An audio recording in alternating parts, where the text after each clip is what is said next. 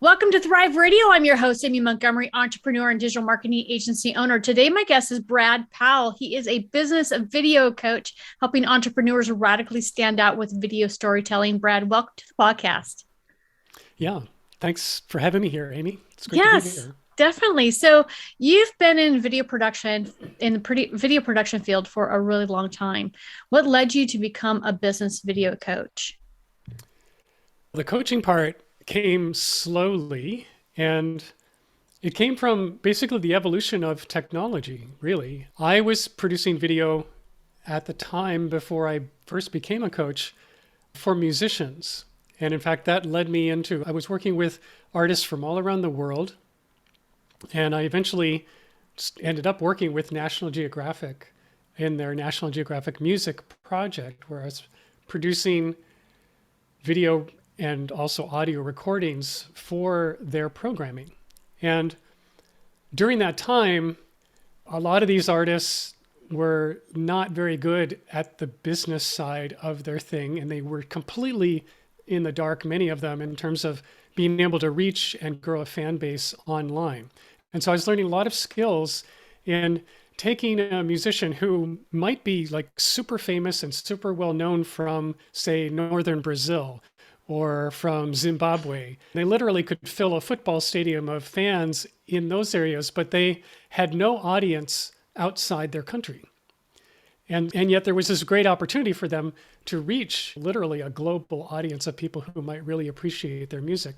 So in that process, I was learning the skills of how do you connect an entrepreneur to their audience over the internet using video. That was basically what I was doing for these artists. And obviously it dawned on me that I could do this for any business person anywhere.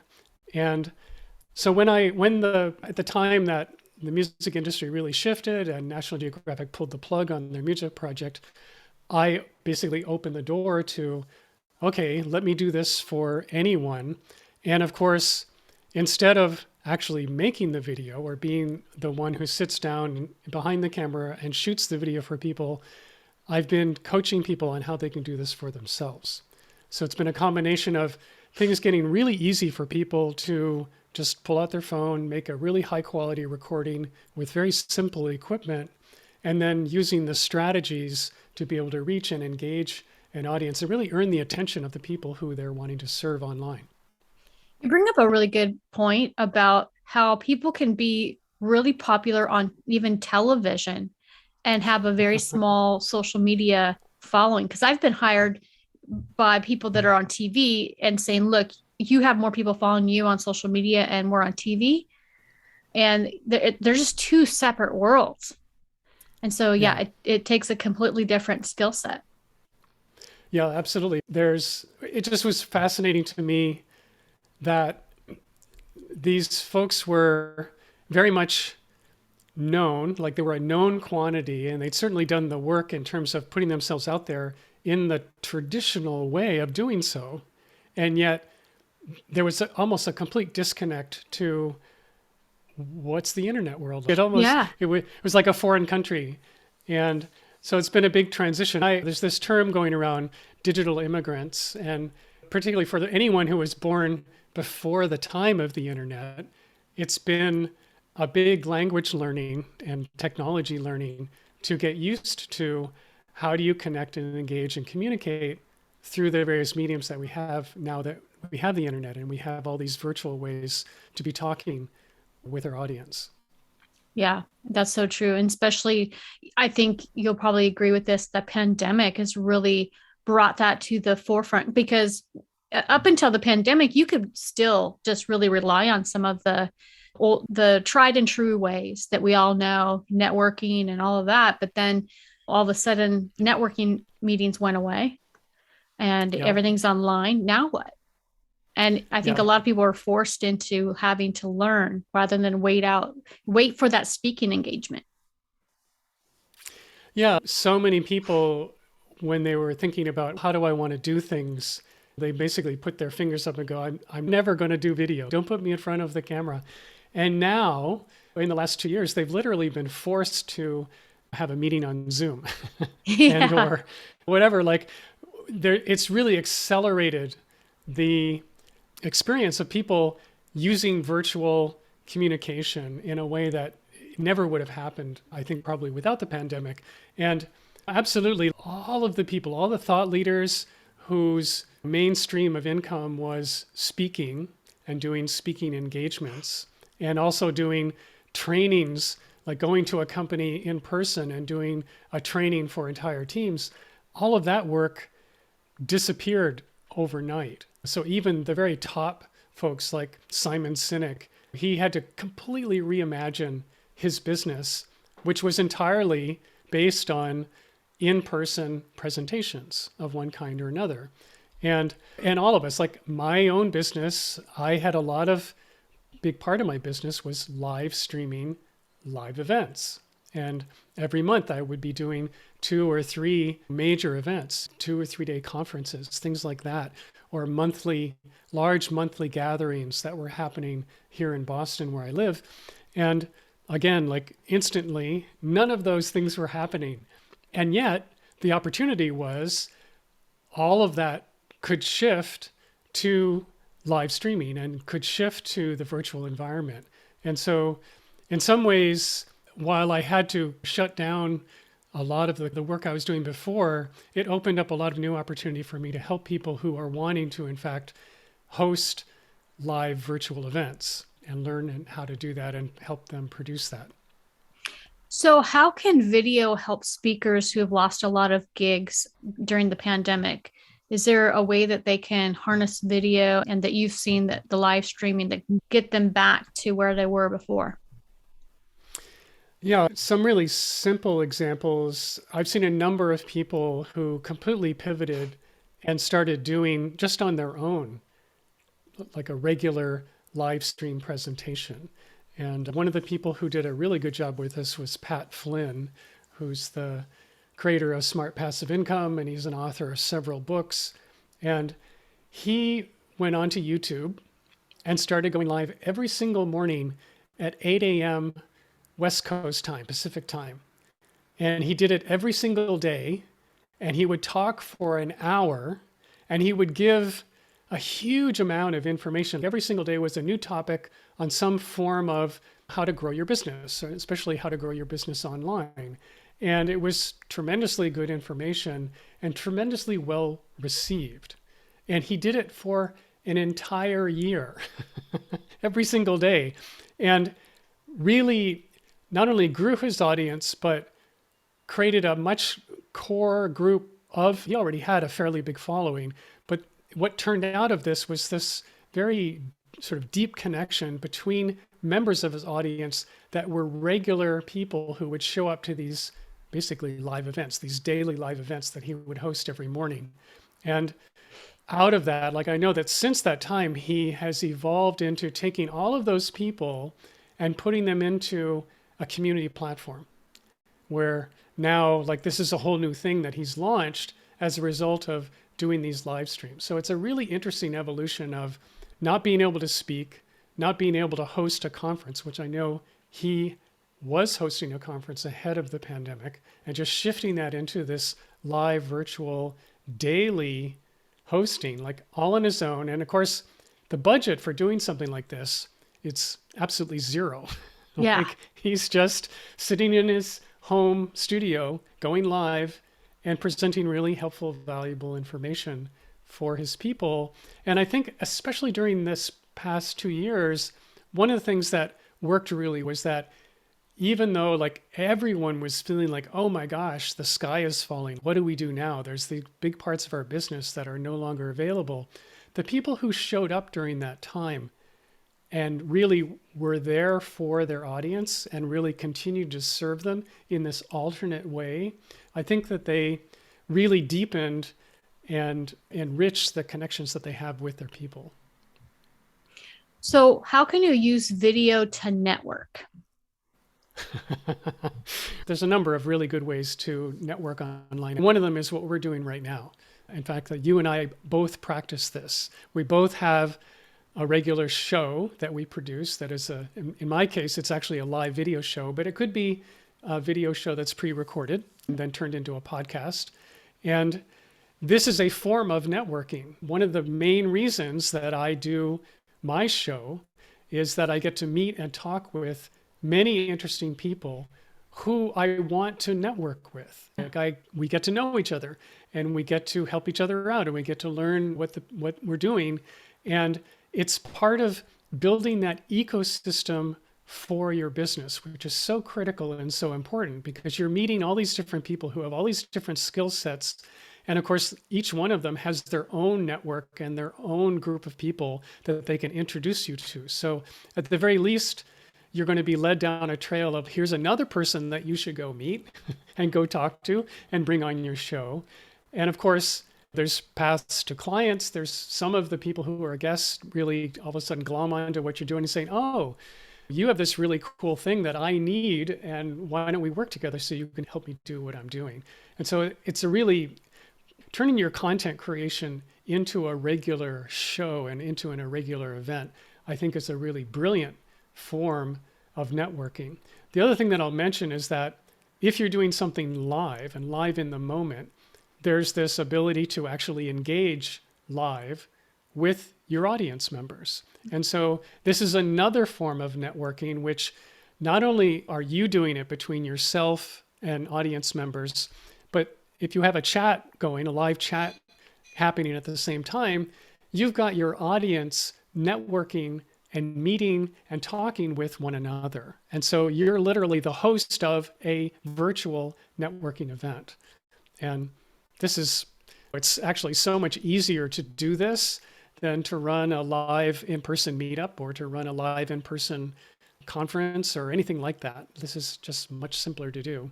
Yeah. I think that doing my podcast and networking with people and meeting with so many people, that's what got me through the pandemic. Right. And yeah, definitely my whole story, but really it's how I was even able to build my agency during the pandemic. But the other thing was just from a mental health perspective, connecting with other people on a daily basis was really good. So yeah, I absolutely love that. And I go live a lot as well, but mostly on TikTok because I have more people there that will actually like show up. But yeah. Yeah. These other platforms, TikTok is really good for live. Instagram is really good for live. And the reason being that when you're doing something on a platform like Instagram, the algorithm really works in your favor. So between you and the guest, Instagram is telling all of your guests' connections that they're live. And if you want to open up that even more, you can invite audience members on live with you. And every time you do that, then Instagram informs all of that new person's connections that you're live. And so your reach and your audience and your visibility while you're live continues to grow. And it feels really good. It feels really in the moment, and you really are engaging and networking with the people who are there with you. Yeah. So what is the best way to communicate your message with stories? What I'll say about story is that it is, in fact, the way that we connect. When you are talking about anything and you're wanting to say, I have this idea to share, or I have this important piece of information that I want to get across, people will not really remember much of what you have said in terms of the information part. Or if you're backing your information up with a bunch of data and numbers, people won't really connect with, especially not emotionally, with all that data and all those numbers. They're not wired. Like our brains are just not wired to impart a bunch of information. If you remember back in high school history class or science class or anything like that, all that information that all those teachers, whether they were good teachers or bad teachers, were trying to impart, none of us remember hardly any of it. Like it's gone. All this stuff that we learned in school has mostly disappeared. However, any interesting story that came from those years, those are the things that our brains have actually attached to, and we can remember the events and the stories that framed our time in school and framed the time of our lives. So when you're communicating, it's really important to include, in fact, usually start with a story. Start with a story because it makes this connection that is an emotional one. Mm-hmm. And the reason is because when you're telling a story, if it's an actual proper good story, you've got some character in the story, otherwise known as the hero, and that person or that individual or that character is going on some kind of journey. They're trying to make something happen. There's some challenge that they're facing that they either overcome or not. But they react to the challenge that they're facing in an emotional way. And we know this from the movies that we see. You see these dramatic films like, I don't know, Star Wars, and Luke Skywalker is fighting Darth Vader and he gets his right hand cut off. And oh no, this is bad. How is he going to win now? And we feel that the fear and the struggle and the anxiety and the anguish when those moments happen in a story, even though it's not real, even though we know that we're watching a movie and it's got nothing to do with reality. It's a total fictional character. And our brains will connect with that emotional content in a very visceral way. And so when you're telling story, this is what happens. You're literally linking your mind with the mind of the listener or the mind of the viewer, and they literally will feel the same emotional, and it will help them remember your message. It helps them tie whatever information, whatever data that you want to share, it will be tied to that story. I like that a lot. I do story brand copywriting, and he talks a lot about that as well. And it's interesting because I had one client, I won't name them, that I did story brand for, and they're like, "Oh, we hate story brand because we want everything to be about us." Oh, yeah. And I'm like, "Okay, but you're not going to make sales." Like it has to be about them. So Right. it's really interesting because it's easy to, yeah, to do a business, and you look at a lot of the websites out there too that are, I would say, are more public speaker type websites, people that do more public speaking, where I would say that you would want your copy to be more about you because people are going to invite you and they expect you to be the entertainment, if that makes sense, and what you have to offer. But if you're trying to sell something on your website, then you're not the product. Then you've got to definitely change it and think about the story. So I like that a lot. Yeah, I think even if you're a speaker, I mean, it doesn't matter. Even if you're the most personal of personal brands and you are the product, you still want to be using story. At the very least, to show examples of the kinds of stories that you tell. Yeah. But I just think that it's a very direct and easy way for people to connect with you is by sharing. We love story. Yeah. Everybody likes story. And Yeah. tell more stories. I think I'm going to note to self that I'm going to start telling more stories on my social media because I do lots of those TikTok videos. So what are some of the mistakes people make with video? I would say the biggest one is that people come to video from a place of being familiar with all the advertising that's out there in terms of commercial work. And so when people think about making a video, they think about making a commercial. And that's usually not the right approach. And the biggest part of the mistake is thinking about making a video like a broadcast so that it's one way, you're broadcasting, and so you've got this thing that you want to say, and I'm going to just say it. And if I can say it in the right, most perfect way, then it's going to work. And I would say that rather than thinking about it like that, the thing that you want to think about the most is how can I engage the people who are watching this? And particularly, what do I want to inspire people to do once they've seen this video? And if you look at the video that you're making from that point of view, it's a very different thing. You're basically you're looking at it like, I want to basically call the people who are watching this to some form of adventure. Like I want to inspire them to shift from whatever they're doing to doing something new and doing something that will be of value to them. And just simply broadcasting isn't going to do it. And the other thing about that is when these videos live on social media, it's super important to have engagement. And of course, the simple engagement in terms of them responding to the video by sharing it or liking it or tagging their friends or doing something like that. And we've all seen examples of videos that get shared a lot. And they get shared a lot because people see them as valuable to them. And they also feel like if I share this video, I'm increasing my status. If I share this with a friend, I'm doing my friend a service, and that helps me and it helps my status. And we're very, again, we're wired to be wanting to do these things. These are very selfless, generous things that people want to do. So you want to make content that isn't a broadcast. It's really for the people that you're making it for, and it will be so engaging. Like they'll feel so engaged by what you're doing, especially if you tell a really engaging story. They'll be compelled to say, oh, this is amazing. Not only will they remember it, but they'll want to remember it to their friends. And they'll either remember it to their friends by directly sharing it or simply word of mouth talking to them about it. How do you help entrepreneurs skip the learning of tech to produce video? Yeah, this is a big roadblock that a lot of people have, is that it's normal that any person who's in business, and especially if you're the CEO or you're a solopreneur, you're super busy with actually doing the work that you do. And you do not have an ambition or an aspiration to become a videographer.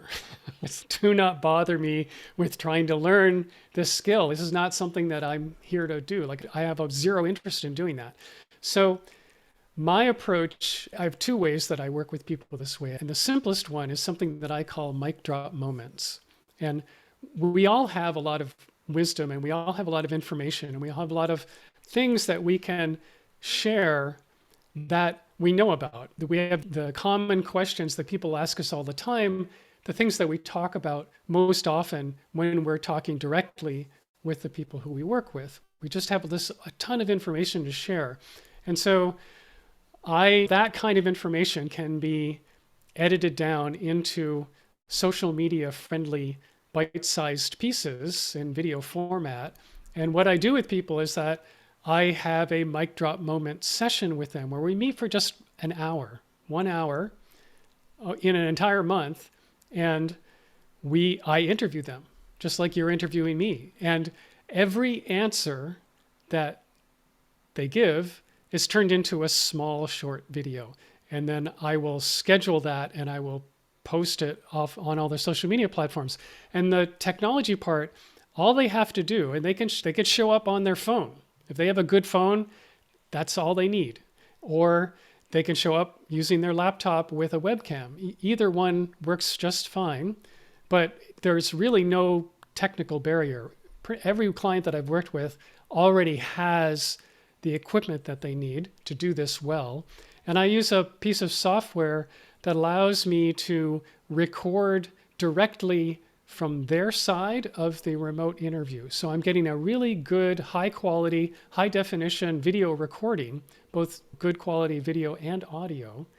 And from that recording, I can now edit it down and rework whatever they say. If they ramble or they go off on a tangent, I can edit that up and put it into good storytelling format and turn it into a short, 1 to 2 minute video. And that'll get posted on LinkedIn and Facebook and Instagram and all the places where they would like to be. And so no problem, just literally, you could pull out your phone, you can hit a link, you can join me in this virtual studio. We'll answer a few questions. You're going to be brilliant. I'm going to make you look and sound good. And you'll get all of the social media video that you need for an entire month after only spending an hour with me. It's amazing. And that's a really good resource too. There's a strategy that I've shared before of how to make all your social media content in one day with video. And you basically create 7, it's a total of 7 videos with 7 clips. And you're basically, in a nutshell, you are then just dropping one of those questions once a week. And if you have that foundation, that's way better than spending tons of time on social media. It's great. You've got everything going and then you drop the ball and there's nothing. I think Right. sometimes it's good to start with a good base like that, where, okay, at least I know that I did this video content and that's going to drop on X, Y, and Z date. Yeah. Yeah, I think that's absolutely right. And this approach, I think, makes it really easy because one of the things, after interviewing literally hundreds of people over many years, over the last, like, certainly 20 years that I've been doing this, I know when I'm talking with someone when I've got what I need. Like, I'm asking them a question, they're talking. If I'm not getting the answer at once, I'll do a follow up and go a little bit deeper or something. But I can literally hear the sound bites and go, Mm-hmm. ah, that's it. That's the part I want. And I'll take notes while we're doing the recording so that I can go back during the editing process and say, okay, we're going to pull this part out. And because it's nonlinear, I can take something they said at the end and put it in the middle or over at the beginning or something like that. And you end up with this really nice narrative arc that becomes the final video. And I really love the process. And this is the kind of thing where the average person is, if they don't want to figure out how to use a camera, they totally don't want to worry about editing.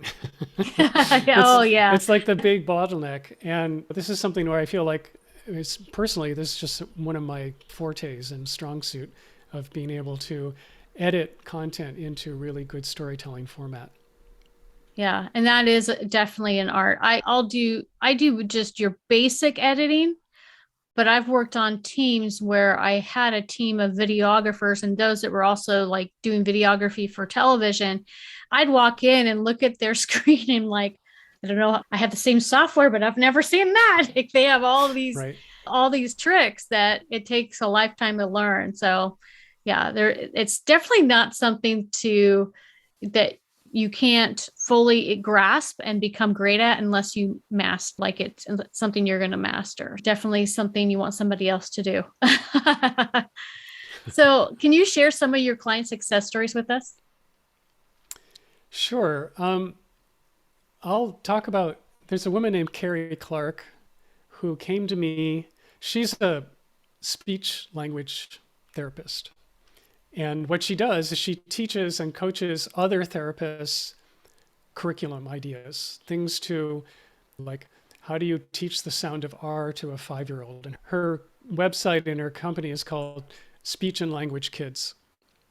And she came to me because she wanted to do a weekly live video series where she would invite another speech therapist on, and the two of them would teach one thing. They would have that kind of content on a weekly basis. And so the strategy was to go live every week.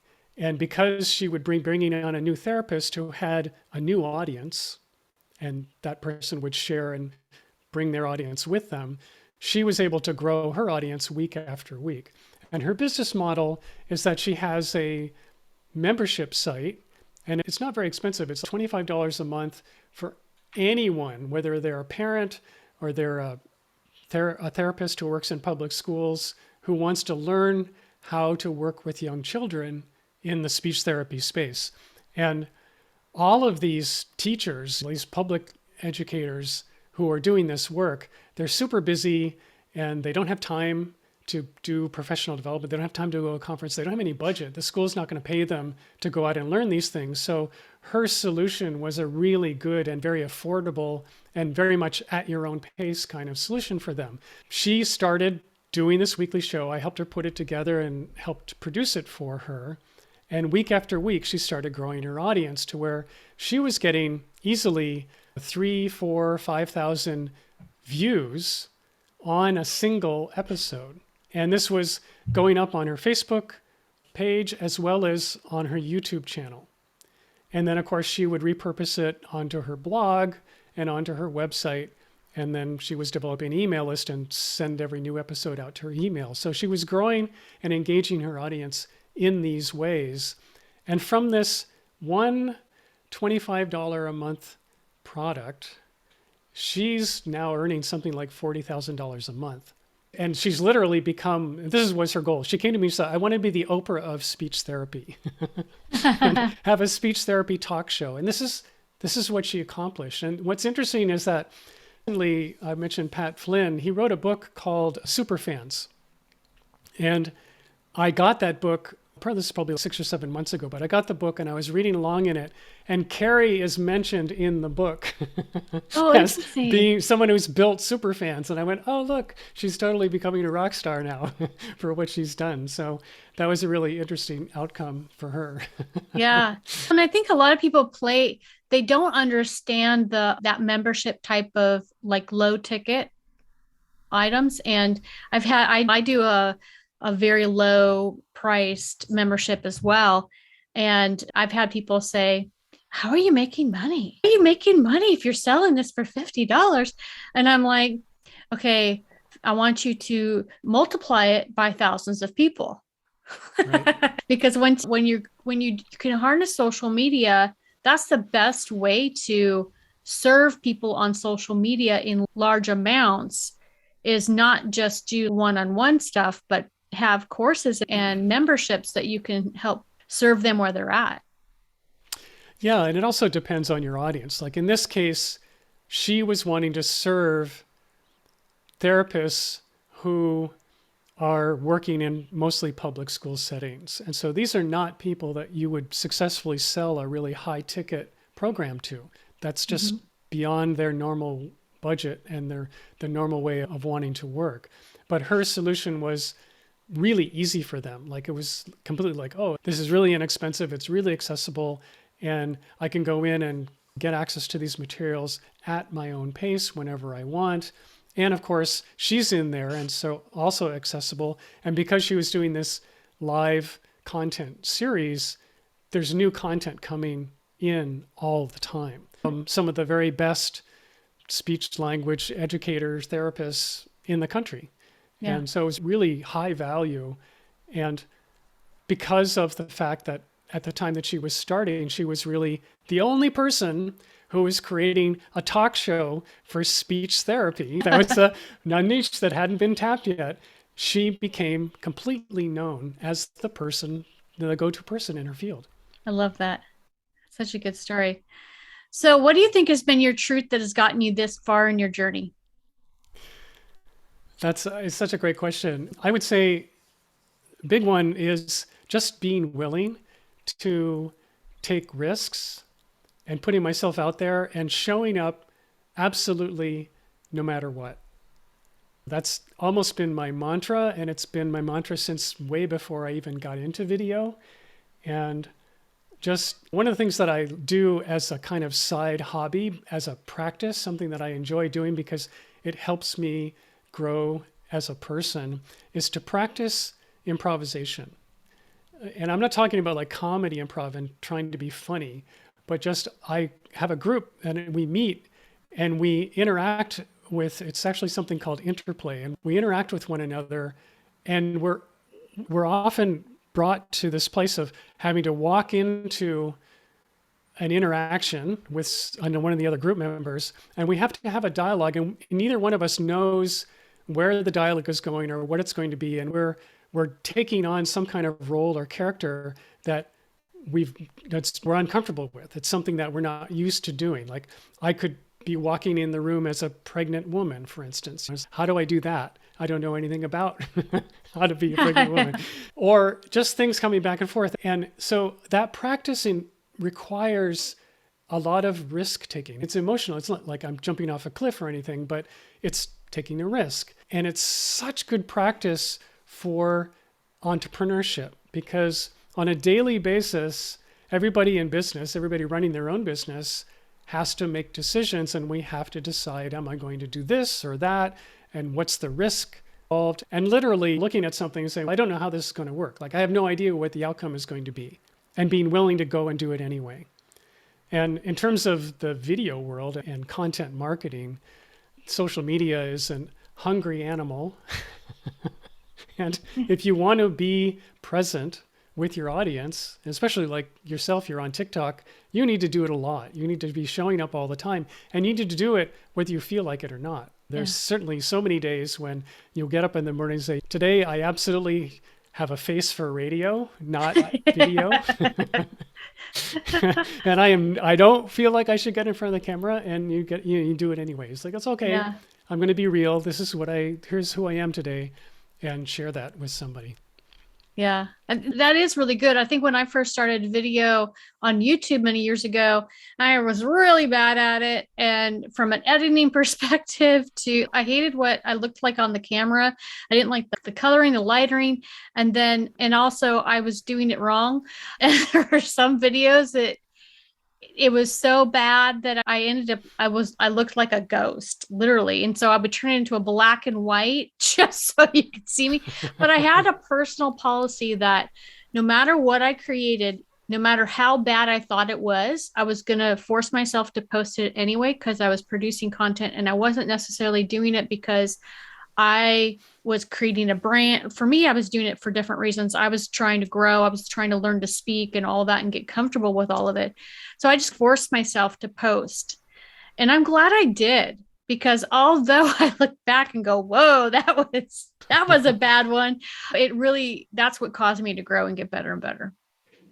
Yeah. What it takes. So one more question for you. If you were able to give yourself one piece of advice when you first started out on your journey, what would it be? For me, I would say don't hold back and don't listen to anybody who says you need to wait your turn. Yeah, that's good That was too. like, I know certainly when I was in school and even during my 20s, there was this feeling that, well, you had to put in the time, you had to wait your turn, you had to do this stuff in order to achieve a certain, I don't know what, status of some kind or maturity or age or whatever. And man, none of that is true. None of that is real. Yeah. And so, in all the ways that I may have been holding myself back in my younger years, this is something that if I could change anything in my past, I would be holding back less and absolutely skipping the line, like going out and saying, okay, I don't need to wait. I can do this now. Yeah, definitely. And one thing I would say too, I don't know if you agree with this. And would you agree to say that it is easier to now to skip the line because we have the power of the internet versus before we didn't? I Because would say now so. you can create your own, you can create a platform for yourself. Yeah, it's easier, although the challenge is because you can, like, because we all can, everyone, like, here comes everyone. Like, Yeah. there's a lot of people creating all of their platforms. So the challenge now is to do something that is truly outstanding and really radically different than anything else that's out there. So, yeah, we have the opportunity, absolutely. And it's probably one of the greatest moments to be doing these kinds of things simply because of the opportunity. And the good news in all of that, especially when it comes to video, and this is what I tell my clients all the time, is that if you're willing, if you're willing to make a video, if you're willing to get in front of the camera and communicate the things that you know to be true and the things that you really believe in, most of the people, and a large number, we're kind of saying like 95 to 98% of the people in your space are not willing to do it. And so just simply by using this medium, you're going to be standing out. Yeah. Yeah. And to your point of doing things different, I think that's so extremely important because, like in my space, I see a lot of, especially young guys in the digital marketing space, trying to copy Gary Vaynerchuk. Yeah. And they do, and then all of their videos end up looking exactly the same. They do the same Yeah. fast moves and different things, the same type of fonts coming in your face. And it all looks pretty snazzy and stuff, but they all look the same and sound the same. And what's interesting is when I first started on TikTok and I was watching the content for quite a while, I said, okay, I'm going to create something completely different. And I created a new account and deliberately started to create content that was to stop people in their tracks, and it worked.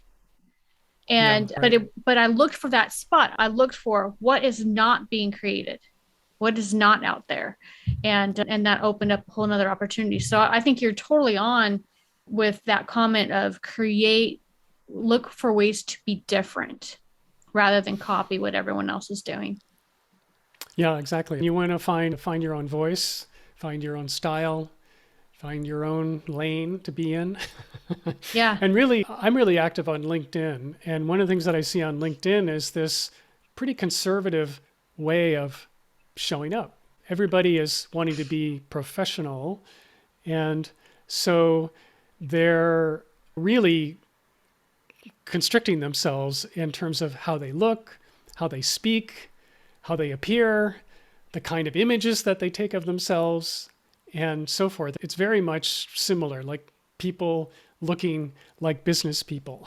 I'm on LinkedIn and I'm going to look like a business person. And they end up looking a cutout of one of those stock images Yeah, that it's you true. see. Yeah. And it's just, no, this is not it. If you want to capture anybody's eyes and attention, this is not the way to do that, because you are just showing up and you're looking like pretty much everybody else here. And who cares, really? Yeah. Yeah, that is really true. And then you go and see those same people on TikTok and you look completely different. I have noticed people posting TikToks over on LinkedIn slowly. I I've tried seen that. that too. Yeah, I've tried that a couple of times and I noticed that people weren't quite into it. So I thought, okay, I'm going to keep testing it every once in a while to see, because TikTok is more like, I would say, extreme authenticity. It is just a very authentic app. People want the real, they don't want the produced. And so if you go on there and you try to produce stuff, it flops. Yeah. And that might change in waves. If people get bored of the stuff that's not produced, they might get a little attention on the stuff that's produced. But yeah, it's interesting to watch how most people just don't care about the produced stuff. Yeah, I would say TikTok is a really good platform for testing out ideas Mm. because it's so short form and you can try anything and be completely free about it. It doesn't matter what I do here. Let's just try this and see what happens. And then I wouldn't ever recommend that anybody take their TikTok videos and immediately repurpose them over to a platform like LinkedIn. However, when you have something that is good, like it works, you create a piece of content there, and for whatever reason you think, oh, this piece of content could work brilliantly for my LinkedIn connections and my LinkedIn audience, then you could bring that one over. In fact, recently, just this week, in fact, I'm going to invite this guy on my show as a guest. He has what looks like a video he made on TikTok as his profile video. Oh, And that's funny. it is so good. And what's cool about it is that at the very opening scene, he did something with multiple him, like he has a version of his head here and his head here and his head here. So there's three of them. Only when it starts, it goes whoop like this, so that the three heads pop out from the one head. And that happens in the first like half second of the video. So when you go to his profile, the way LinkedIn has it is that your profile image is there. And if it's a video, it gives you a preview of the first second of the video. And that just goes in a loop. And so his is going there and it's going whoop, whoop. And these three heads popping out is, oh, I have to click on this and see what this is. It's just it's the very best profile video I've seen of anyway. It's so attention getting. It works so well. That's so funny. I recorded for my LinkedIn. I recorded my profile video on TikTok, but then I saved it without the watermark and then Yeah. uploaded it to LinkedIn because I like the filter because it makes me Yeah. look Right. better. And Right. I There you tell go. people, if you feel like you're not 100% today, just go use TikTok to record because it puts a nice little filter on your face. That's right. So That's right. yeah, being 50, like every once in a while, I need that. Brad, if there are people that are listening that would love to work with you, what's the best way to contact you? You can always connect with me on LinkedIn. I like to hang out there quite a bit. You can go to my website, which is awesomevideomakers.com. And if you'd like a free resource, I have a recent thing. This is brand new, hot off the press. If you're interested in figuring out how to engage with your video posts, and it could be actually any kind of post, but this works particularly well with video, I have created a PDF download of 40 different engagement video post ideas. And so if you go to 40videoideas.com, and that's like the number 40videoideas.com, you can get that. It's right there and you get instant access. Okay, perfect. And I'll put all your links down below. Thank you so much for coming on today and sharing your expertise. Yeah, thank you, Amy. This is great. Yeah. And if you're listening, you want more information about this podcast and upcoming shows, you can visit a call to thrive.com. Thank you, everyone. Have a wonderful week.